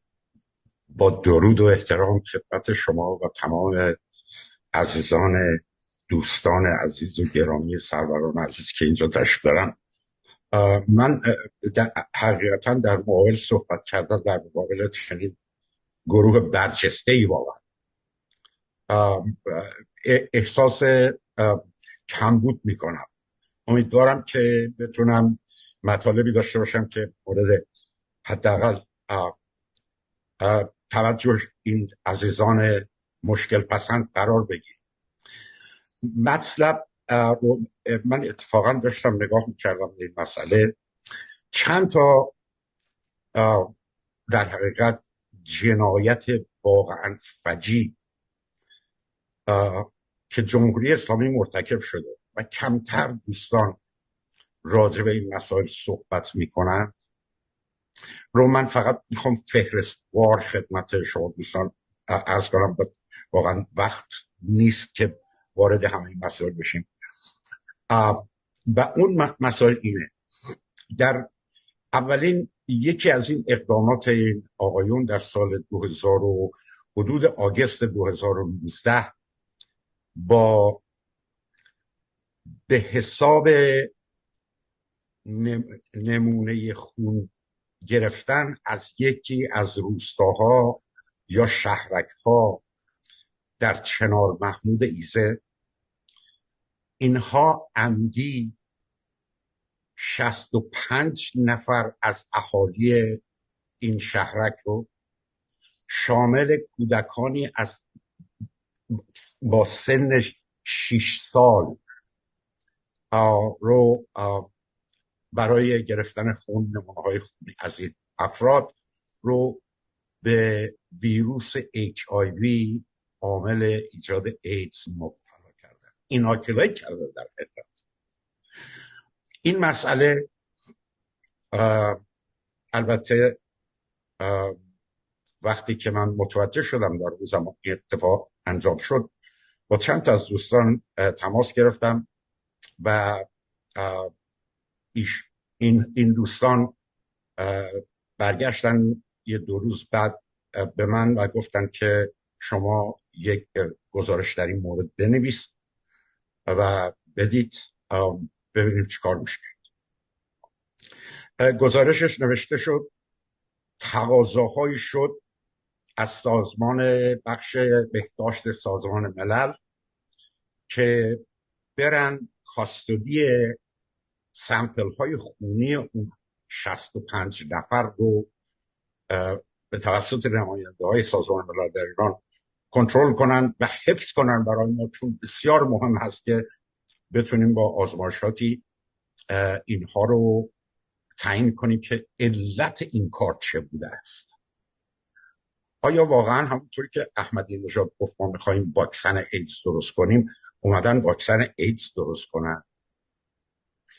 یا این که با اون اطلاعات ژنتیکی که ما میتونستیم از اون ویروسی که در درون خونه 65 تا مخصوصا عرض کردم کودکان از جوانی از 6 سال 8 سال 9 سال در اینها مبتلا کرده بودن، بعدا هم ادعا میکردن که خب ایدز داره بچه. خب بچه که در سن 6 سالگی از پدر مادرش که نمیتونه ایدز بگیره چون پدر مادرش سالمه، این کودک چگونه HIV در خونش چیکار میکنه؟ ولی اینها رو خوشبختانه با آزمایشات خیلی دقیق میکروب شناسی و ژنتیک میشه تعیین کرد که چرا به چه علت اینها این به هر حال تهیه شد و خدمت شهریار ایران تقدیم شد. ایشون هم با سربرگ نامه خودش رو فرستادن به سازمان ملل و اون تقاضاها هم ازشون از سازمان ملل ما کردیم.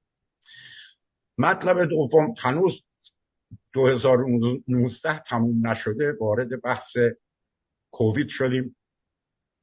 من یک پرزنتیشنی داشتم 1-2 سال پیش که جناب آقای دکتر بقایی تشریف داشتن در آیوول، جناب آقای دکتر انوری تشریف داشتن، دکتر حمیدی تشریف داشتن، جناب صدیقی رو من اگرم تشریف داشتن من واقعا اونقدر اکسایتد بودم و استرس برای پرزنتیشن این مسئله که میس کردم احتمالا. اما این رو خدمت شما عرض کنم، اونها هم الان 2 تا پوستر، ما چون عجله بود میخواستیم واقعا برسونیم، 2 تا پوستر تهیه شد از آزمایشاتی که تحقیقات ژنتیکی و آزمایشاتی که ما انجام دادیم بر روی ویروس ها و به Global Microbial Forum که متشکل از تمام انجمنهای میکروب شناسی در اروپا و امریکاست تقدیم کردیم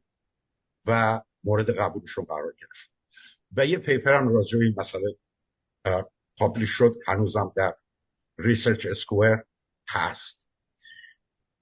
البته در به ثبت رسیدن مقالات علمی هم که شما میدونید هیچ کس نمیتونه نه وارد بحث پالیتیکال قضیه بشه و نه میتونه هیچ ادعایی در اون زمینه انجام بده. ما فقط دیتا ها رو گذاشتیم جلوی این انجمنهای علمی و هیئت‌های ادیتوریال بوردشون و خوندن و تایید کردن و به چاپ رسید.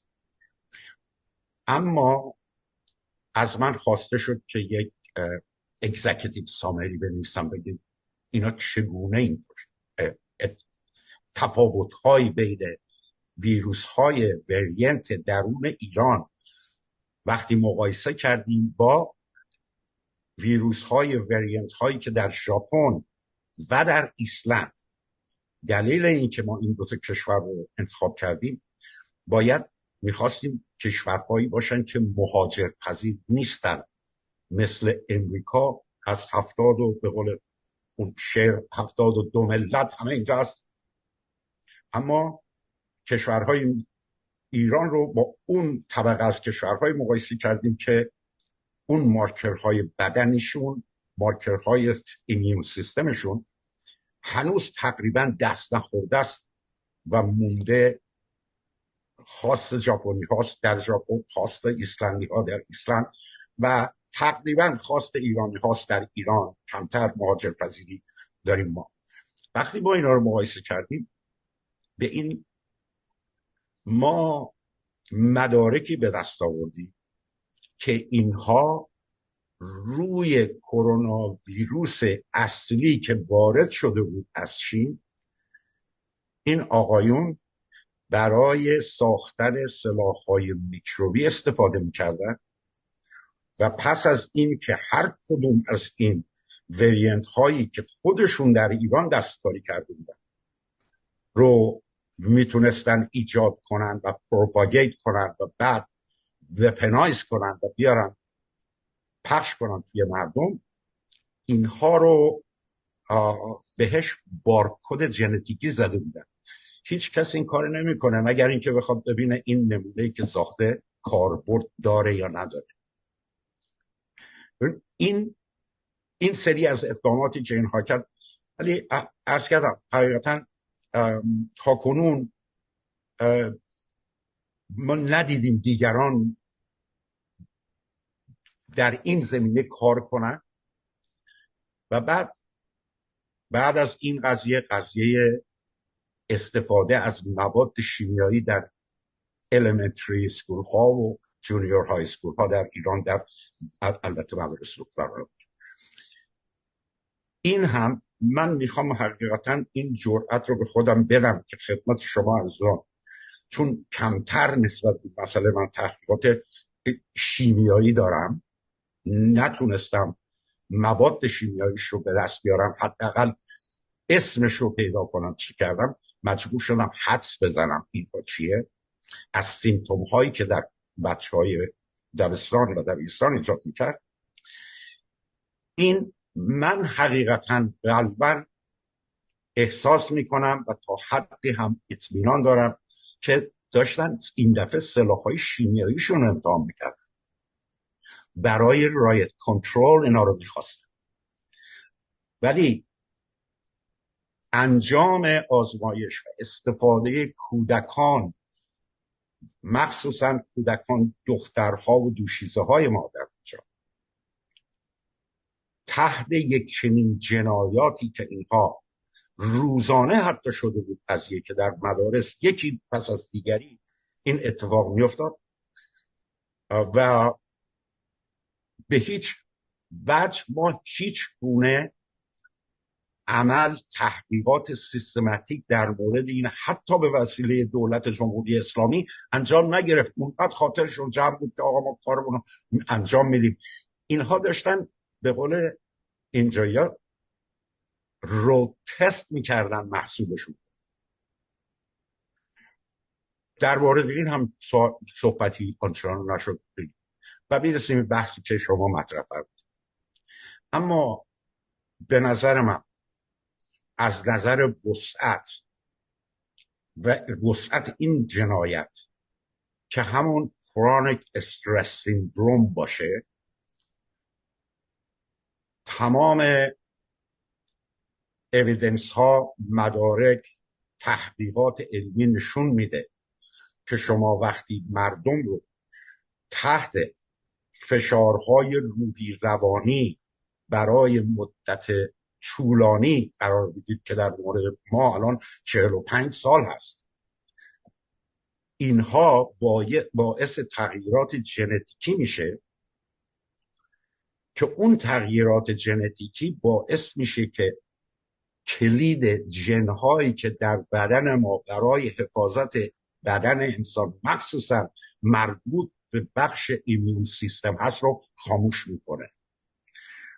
وقتی اون سویچ ها رو ترن آف میکنه، این تغییرات اپیژنتیکی در اثر این استرس ها باعث میشه که الان غده های سرطانی در کودکان یک چنین چیزی بی سابقه بوده. کلیه بیماری های غیر از بیماری های مصری که بهش میگن non-communicable diseases که مربوط میشه به اندام ها، کاردیوواسکولار سیستم، طحال، لوزالمعده، کبد، کیدنی رو در بر میگیره، به اضافه یک کتابچه از بیماری‌های روحی روانی. مدارکش هست، آزمایشات شده. ما حتی اگر احساس میکنیم که مسئله یک دفتر جلسه آقای دکتر بقایی که بحث یک کوچکی بود نسبت به بحث پولیگامی، من مجبور شدم این رو همین کوچک رو اونجا عنوان کنم. ببینید مسئله پولیگامی هم در اثر همین کرونیک استرس سیندروم ها هست. ما این رو میبینیم، حیواناتی رو که ما تحت استرس میذاریم میبینیم رو میارن به پولیگامی، در صورت که همون برادران همجنشون که هیچ تفاوت ژنتیکی ندارن مثل دوقلوها، اونها هیچ علاقه‌ای به پولیگامی ندارن و مونوگامیست هستن. اعتیاد به الکل و مواد به اصطلاح دراگ های غیر قانونی، استفاده کردن از دراگ، اینها با حتی اونقدر این مسئله الان اپیدمیک شده در ایران که ما هیچ وقت پرکپتا این تعداد معتاد به مواد افیونی صنعتی و سنتی نداشتیم. مشروبات الکلی در زمان دایناستی پهلوی در شاه شهریامر آزاد بود، مغازه ها بودن مثل بیزنس های دیگر، اما ما به هیچ وجه این تعداد افرادی که الکلیزم باشن نداشتیم در ایران. و سکیزوفرنیا، manic depression، bipolar disorder، تمام اینها رو نتایج این گونه هست و متاسفانه این جنایت باعث این میشه که تمام مادران باردار این تغییرات اپیژنتیکی رو به نوزاد خودشون منتقل میکنن و نسل بعد و نسل‌های بعد رو هم زیر پوشش خودش قرار میده. این به نظر من بزرگترین جنایتی است که جمهوری اسلامی تا کنون انجام داده. این هم دو مرتبه مثل اون چند مورد قبلی که عرض کردم متاسفانه دوستان روش کار نشده. حتی جناب آقای دکتر حمیدی در جریان هستن، دوستانی که MD و PhD هم بودن ریدیکول کردن فرست تایم و باورشون نمیشد. جالب اینجاست که دوستانی که پزشک هستن و دوستانی که در سطح بالای تحقیقات علمی هستن باورشون نمیشد که یک چنین تغییراتی در اثر این کرونیک استرس که بر روی افراد مخصوصا جوانها دوزیزها انجام میدن. و به همین دلیله که من پیشنهاد میکنم به هر دولتی که در آینده بیاد، البته این رو خدمت دوستان بگم که بسیار از اپتیمیسم شما من خوشحال و خرسندم، چون به نظر واقعا این میرسه که ما داریم به بخش نورانی تونل میرسیم. این رو میخوام عرض کنم که بر هر دولتی که در آینده میخوان تشریف بیان سر کار،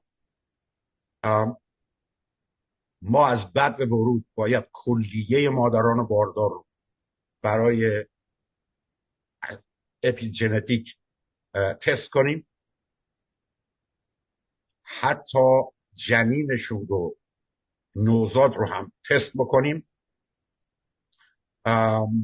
ببینیم تا چه حد جنین تونسته از مادر اون مارکرهای اپیژنتیک رو بگیره.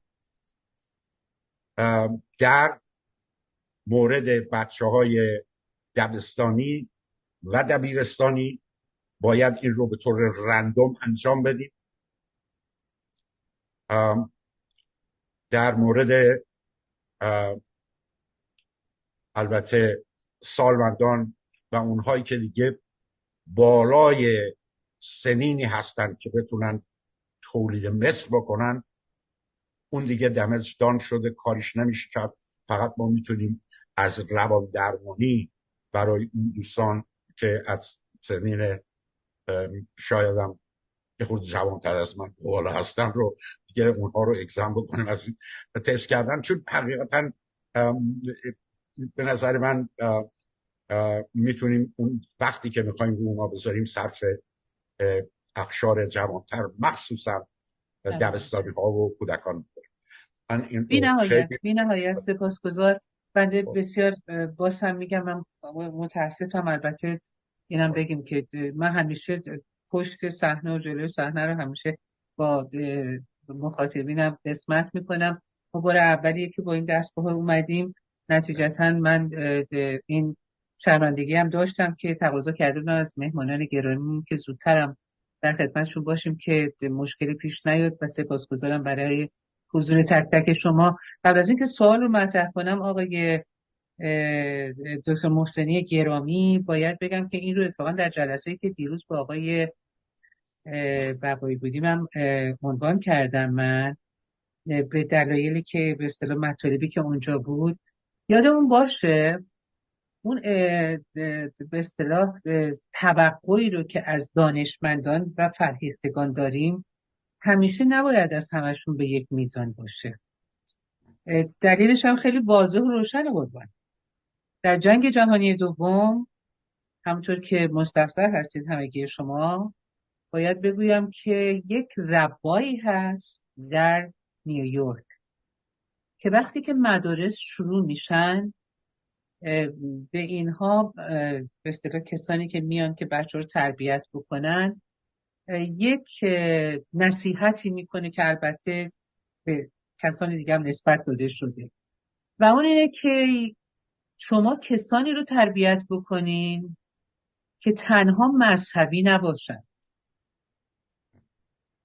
تنها دانشمند نشن، تنها کسانی نباشن که دارای مراتب عالی در اجتماع باشن. اینو رو یه ربایی میگه، آخه جالبه. چرا؟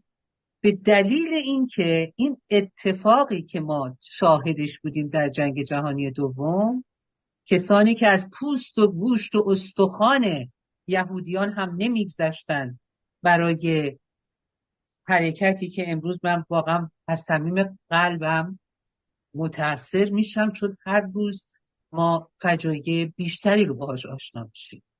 اینها نمیگذشتن، یعنی حتی کسانی رو که میخواستن در کوره های آدم سوزی بندازن، اینها رو هم مورد آزمایش قرار میدادن. سرنوشت ما دو ملت ایران و اسرائیل دقیقاً به دلیل عقبه‌ای است که ما داریم. دلیل واضح و روشنی داره و اون هم فرهنگ و شرف و شعوریه که برای محافظت از سرزمین خودمون تا اینجای تاریخ به دوش کشیدیم و آوردیم. این دلیلیه که ما امروز پرسیده بودین چرا سه پرچم اسرائیل و امریکا و ایران. اگر ما این کارستانی رو که امروز شما بزرگان بهش اشاره داشتین انجام بدهیم که کردیم، وگرنه روزگار خوشی من فکر نمی کنم منتظر همه جهان باشه. چون این جهان، من با افتخار گفتم، تکرار میکنم، جهان با ایران میماند، جهان با ایران میرود. این حکم تاریخه. اجازه بدین که من اینجا سپاسگزاری بکنم از تک تک شما عزیزان. متشکرم برای حضورتون آقای دکتر محسنی گرامی.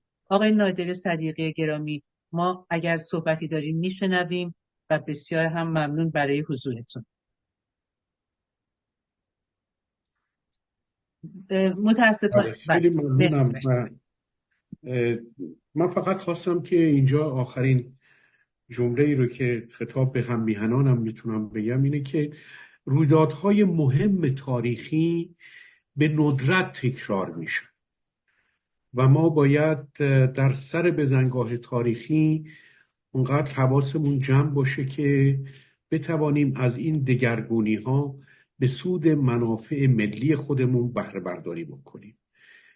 ملت‌هایی موفق میشن، ملت‌های مورد احترامن در دنیا که منافع ملی رو بر منافع شخصی ترجیح میدن.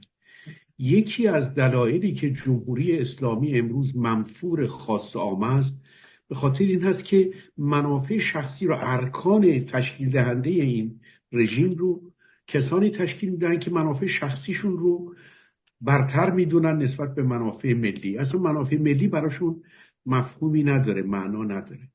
این هست که با توجه به عرایضی که من در اول برنامه خدمتون گفتم و تحولات بسیار ملموسی که و مهمی که در پیش هست، ما باید سعی بکنیم که نیروهای خودمون رو منسجم بکنیم، بتوانیم از این تحولات به سود منافع ملی، به سود آیندگان ایران و کشورمون حد اکثر بهره برداری رو بکنیم.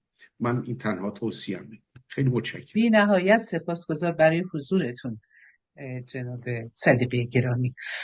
من اجازه بدین که آقای نامدار با شما خواهیم بود، بفرمایید. خواهش میکنم. نه، سخنان رو همه دوستان گفتن، واقعا جناب دکتر حمیدی، جناب صدیقی که واقعا بسیار عالی. من همیشه لذت میبرم از اونچه که جناب دکتر محسنی راجع به این مسائل علمی و تحقیقاتی میگن و واقعا همیشه هم افتخار این رو داشتم که در خدمتشون بودم وقتی که این صحبت ها میشد. و ما بایستی واقعا همه تنها سخنی که دارم، بسیار سخن زیبایی گفتن جناب صدیقی که این وقایع تاریخی خیلی به ندرت تکرار میشه. الان یکی واقعا به نظر من از وقایع تاریخی که الان اتفاق افتاد همین سخنرانی شهریار ایران بود به نظر من در این گردهمایی آمریکایی اسرائیلی ها، در حقیقت IAC.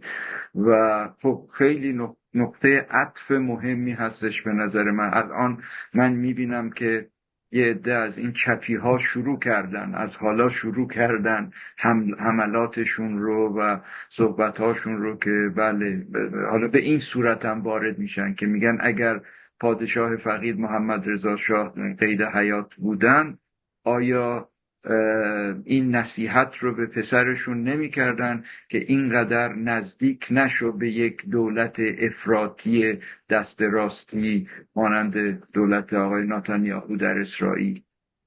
به این شکل دارن اینها حالا این رو نشون میدن، میخوان، یعنی میدونید واقعا اینا استاد هستن تو این کارهای بازی های نامدار حقیقی. ما هم استادیم، استادی ما اونجاست که باید خدمتتون عرض بکنیم که اولین شخصیت برجسته و دانا و توانا که دورنگری سیاسیش حتی سالها بعد از پروازش زبان زد خاص و عامه، محمد رضا شاه پهلوی اولین شخصیتی بود که اولین شخصیتی بود که دولت اسرائیل رو به رسمیت شناخت.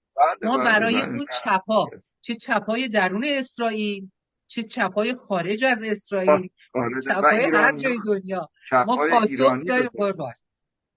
چپ‌های ایرانی به خود نه اون که پاسخش کاملا روشن. پادشاه ایران با اون سیاست درست و منسجم خارجی که داشتن موازنه قدرت رو کاملا برقرار کرده بودن. چطور با فلسطینی ها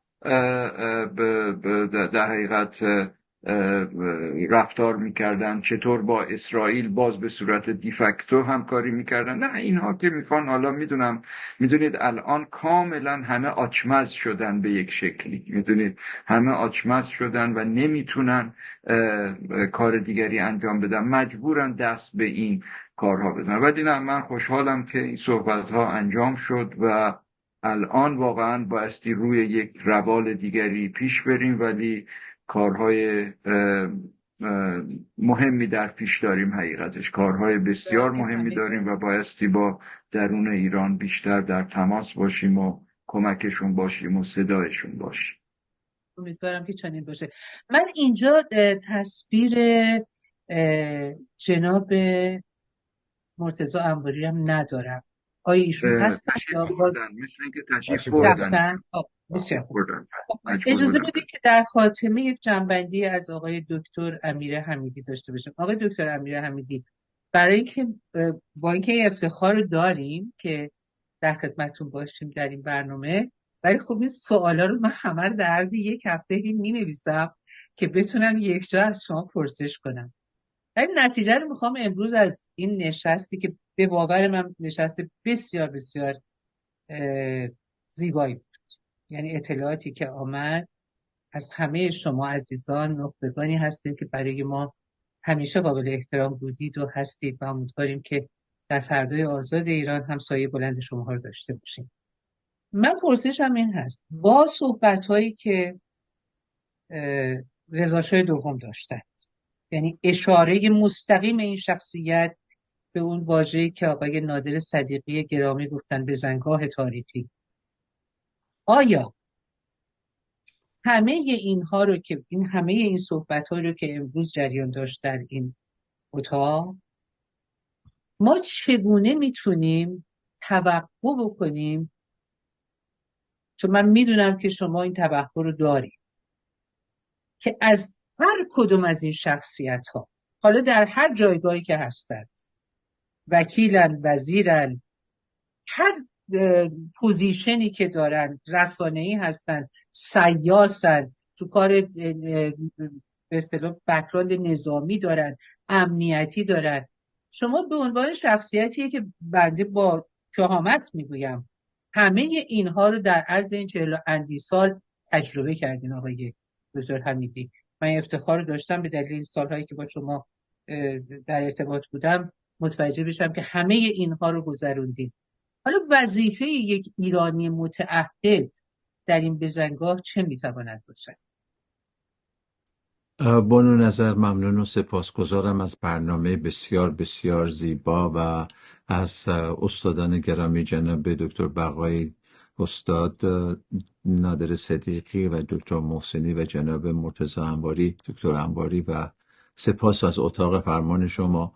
ببینید، جناب صدیقی بسیار به زیبایی و جناب بقایی تایید فرمودن که ایران آبستن یک تغییر و تحول تاریخیه و مردم ایران هم نفرت عجیبی از ملایان و از این حکومت تجربه کردن در 46 سال گذشته و مردم این رژیم ولایت وقیح را کاملا شناختند و با صدای بسیار بسیار بلند خواستار برکناری رژیم آخوندی هستند که صدای به نظر من بسیار بسیار رسایشان در جای جای جهان به روشنایی دیدیم و شنیدیم و نمونهش اینه که مجتبی خامنه‌ای هراسان میاد و یواشکی پیغام‌هایی رو ضد و نقیض میده. این نشانگر سقوط تایتانیک جمهوری اسلامیه.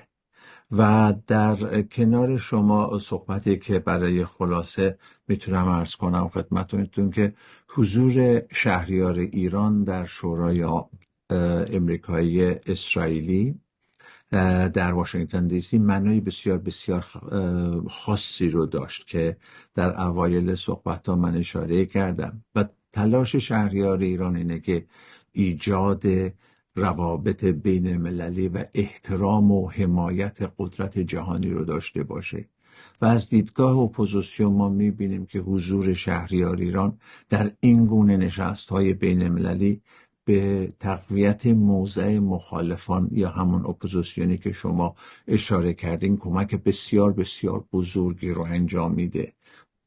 با مطرح کردن موضوعات کلیدی، وضعیت وخیم حقوق بشر در ایران، زندونها، شکنجه‌ها، تجاوزها، اعدامها و فساد گسترده حکومتی که توجه جامعه بین‌المللی رو در بر گرفته و این معضلات اجتماعی و اساسی مردم رو به گوش جهانیان میرسونه و با این حضور و افزایشی که ما روزانه میبینیم که شهریار ایران زحمات بسیار بسیاری رو میکشه و این ظلم و ستم جاری در ایران را به گوش جهانیان میرسونه که میتونه فشارهای دیپلماتیک و اقتصادی بیشتری را برای این رژیم به وجود بیاره.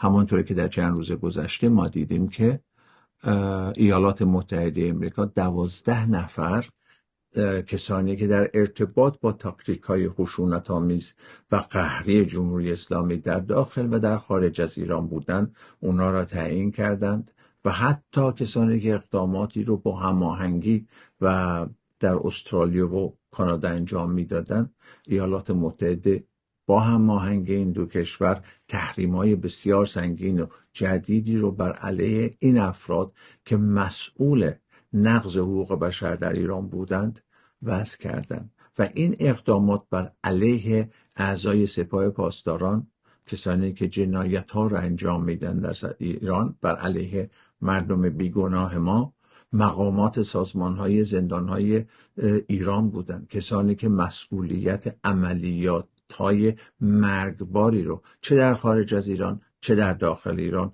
مورد هدف قرار داده بودند. همه این اشخاص رو تحت تحریم قرار دادن و این اشخاص مسئول نقض حقوق بشر بود و پس ما میبینیم که سازمان های جهانی و بین المللی با گوش بسیار شنوا صحبت های شهریار ایران رو میشنوند و میبینیم که اشخاصی که مسئول نقض حقوق بشر بودند، شامل مرگ و سرکوب خشونت‌آمیز زندانیان بودند، استفاده از شکنجه و تجاوزات جنسی علیه زندانیان و محرومین از مراقبت‌های حتی پزشکی در زندان‌های سیاسی جلوگیری می‌کردند و حتی اشخاص و مخالفین حکومت رو می‌ربایند به گوش جهانیان رسونده و این تحریم ها رو بر علیه این اشخاص 12 نفر آوردن. من فکر میکنم که ایران و مردم ایران در مسیر تاریخی بسیار بسیار قرار گرفتن و فکر میکنم وظایف تک تک ما اینه که ما بتونیم در کنار شهریار خودمون، همونطوری که من همیشه گفتم که انتخاب من برای ساختار آینده ایران شهریار ایران زمینه و ما به دوراندیشی و تفکر ایشان برای بازسازی ایران و چرخهای اقتصادی و سیاسی و فرهنگی و اجتماعیمون ایمان داریم و در کنارش قرار میگیریم، ساپورتش میکنیم و امیدواریم که مردم ما در درون ایران این مسیر رو انتخاب کردن، چون با صدای زیبا و بسیار رسا شنیدیم، دست به دست هم زنجیروار بدهیم تا بتونیم این کشور رو نجات بدیم. بی نهایت سپاسگزارم از تک تک شما عزیزان، آقای دکتر حمیدی گرامی، آقای دکتر محسنی، با پوزش از این که دستگاه به من این اجازه نداد. من هنوزم نمیدونستم آقای اموری تشریف دارن یا نه، یه ذره طول میکشه، امیدواریم که ما رو ببخشید. ممنونیم آقای بقایی گرامی برای حضورتون و استاد ارجمندم پیشکسوت نازنین آقای نادر صدیقی که من همچنان از ایشون میآموزم. جسارتا اگر من 1 دقیقه لطف کنید به من، خیلی سپاسگزارم. تمنا میکنم. بفرمایید. راجع به اون سوالی که جناب عالی از آقای دکتر بقایی پرسیدین در مورد نفوذی ها، من الان حدود 3 ماه هست دارم روی اینا تحقیقاتی انجام میدم. البته این در بیشتر روی اونهایی که نفوذ کردن در ساختارهای دانشگاه‌های امریکا و جورنال‌های علمی امریکا، حتی رسید به وایس پرزیدنتی اونجا دست پیدا کردن. با یکیشون من 2 سال پیش، 1 سال و نیم پیش برخوردی داشتم که در یکی از بزرگترین مراکز سپازتوری همین ویروس ها در آلمان به نام G-SAT کار میکنه. البته 2 تا از این مراکز بیشتر نیست، یکی ژنتیک بانک امریکاست، یکی هم جیست آلمان هست. در اونجا حتی نفوذ دارن که برای از منافع جمهوری اسلامی دفاع کنه. بزرگترین آبروریزی که یکیشون ایجاد کرد در همین سال 2003 بود که وقتی آقای فرانک والتر اشتاینمایر رئیس جمهور آلمان با یک هیئت وزرا و این هیئت وزرا شامل وزیر هایر ادویکیشن آلمان بود، به دانشگاه بریتیش کلمبیا کانادا رفت. در اونجا آقای پرزیدنت دانشگاه کلمبیا و خانومی که معاونشون بودن برای این که نشون بدن، البته آقای اشتاینمایر رفته بودن اونجا که روابط علمی آلمان و کانادا رو با هم بیشتر اکتیویت بکنن و وارد دانشگاه بریتیش کلمبیا که میشن، پرزیدنت دانشگاه بریتیش کلمبیا ایشون رو با هیئتش میاره به شخصی به نام محمد ارجمند معرفی میکنه. یعنی میاره به حضور ایشون آقای ارجمند رو به عنوان رئیس کل تحقیقات ساینس اند تکنولوژی دانشگاه بریتیش کلمبیا. این آقای محمد ارجمند خود دانشگاه بریتیش کلمبیا میگه he is an assistant professor. یعنی he doesn't have a tenure. He is not an associated professor. He is not a full professor. He is just an assistant professor. معمولا در امریکا assistant professor ها سال به سال اینا معمولیت تا 4 سال. اگر نتونن گرند بیارن، نتونن تحقیقات داشته باشن، نتونن گریجویت دیگری بگیرن، اینها باید برن دیگه، بهشون کانترکتی وجود نداره. یعنی این آقا رو که اولین و بیسیک پایه پروفسورشیپی هست رو به عنوان رئیس کل تحقیقات ساینس و تکنولوژی معرفی میکنن. وقتی این کار رو کردن، البته خب عکس گرفتن با هم، این مسئله چنون آبروریزی هم برای آلمان هم برای دانشگاه بریتیش کلمبیای کانادا ایجاد کرد، چون این آدم با تمام دانشجوهاش که هم ایرانی هستن، گریجویت استودنتاش، تمام پپراشون فیک بوده. خیلی راحت. الان من تقریبا حدود 78 تا از این آدم ها رو پیدا کردم. حالا امیدوارم بیشتر که تکمیل شد خدمت دوستان شیر کنم، ولی این رو میخوام خدمتتون عرض کنم که حتی این مؤسسات، حتی آیوی لیگ یونیورسیتی ها هم از دست نفوذی ها در امان نیست. خیلی سپاسگزارم که به من وقت دادید. امیدواریم که روزگار بهتری منتظرمون باشه. در عرض این 44 سال حتما خباست ها رو هممون به نوعی دیدیم، تجربه کردیم، ولی آنچه که شک نکنید ماندگاری سرزمینی است به نام ایران. ما باقی خواهیم ماند، سرزمین ما باقی خواهد ماند، چرا که پایه های این سرزمین بر راستی و درستی و تفکر درست بنا شده. و سپاسگزارم برای حضور تک تک شما عزیزانی که این وقت رو گذاشتین رو در این برنامه شرکت کردید. من همه ایمانم سر دانایی توست. من همه ایمانم سر دانایی توست. حاجتم دانش تو، قبله ام خانه تو. تا برنامه دیگر، بدرود.